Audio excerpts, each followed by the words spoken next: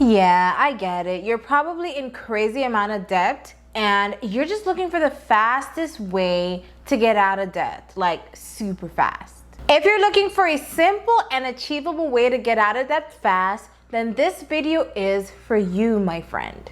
In this video, I'm going to explain the two most popular methods people use to get out of debt fast, which is the debt avalanche method and the debt snowball method. So if you're ready to get out of debt fast, then just keep on watching. Hi guys, welcome back to my channel. My name is Lydia, and on this channel we talk all things money, investing, and entrepreneurship. If you enjoy videos like these, go ahead and subscribe and turn your notification bell on, honey, because you don't want to miss a thing, okay? So the first method is the debt avalanche. So the question is, what is debt avalanche? So this is when you basically write down your debt from highest to lowest according or based on the interest rate. So you're gonna do this with any personal debt that you have, whether it's medical bills, student loan, credit cards. Yeah, the credit card you used to go to the Louis Vuitton store last week. Yeah, you're gonna write that down from the highest interest rate to the lowest interest rate. The only debt you're not gonna include is, of course, your mortgage. So with this example, people who use the debt avalanche method begin paying off the $20,000 credit card balance first. Then they'll rank expenses in order of the interest rate and attack the debt with the highest interest rate first, while paying the minimum payments on everything else. So they would be paying the minimum payments on the personal loan, the student loan, the car loan, and car loan number 1 and 2, of course. So they'll just make the minimum payments on that, and then they'll throw every single dollar they have to this $20,000 credit card debt. Now, the second most possible way to pay off your debt, it's called the debt snowball method. Now, with the debt snowball method, you actually attack the debt that you have that has the lowest balance. So here's an example. If you have a personal loan of $50,000 and you have a credit card loan of, let's say, $1,000, then of course, you're gonna just go ahead and attack that credit card balance first with the $1,000 balance instead of the higher balance, because you wanna get rid of the first debt that you can possibly get rid of. So you'll be making minimum payments on all the other debts.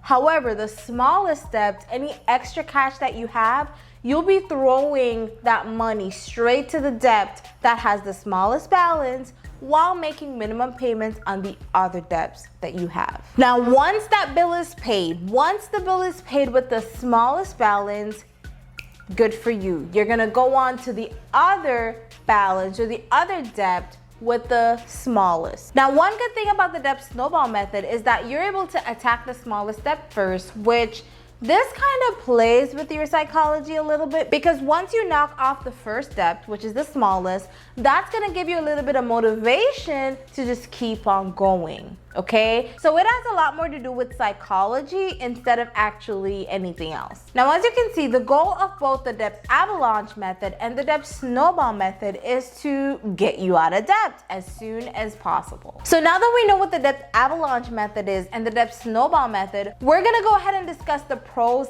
and the cons of these two methods. One pro of the debt snowball method is that it just gives you the motivation to keep going because you're attacking the smallest debt first. And because of that, it just gives you that drive and that motivation to just keep on going. So that's one pro of the debt snowball method. It just gives you a taste of victory and, you know, just a feeling of some form of accomplishment or success as it relates to getting rid of your debt. So one con as it relates to the debt snowball method is the interest rate. Guys, interest rate is a sucker, y'all. So basically, when you attack the smallest debt first instead of the debt with the highest interest rate, you end up paying a ton of money in interest rates, so it can be a little bit costly. Now, one good thing about the debt avalanche method is that you save a lot of money in interest rate because you're attacking the debt with the highest interest rate first. Now, one con of the debt avalanche method is that it might take you a long time to pay off your first debt, because think about it.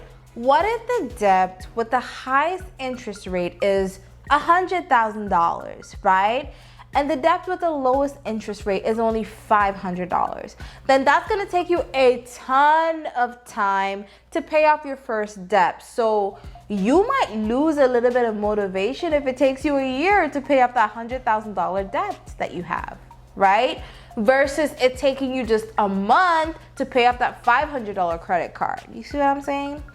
Yeah, so that just shows you that the debt avalanche method, it can have you just lose steam. Like you might lose that drive, that motivation, that momentum to just keep on going, just keep going. Now, it might make sense mathematically to just begin with the debt with the highest interest rate, but if you were so much into math, then you wouldn't be in debt in the first place, right?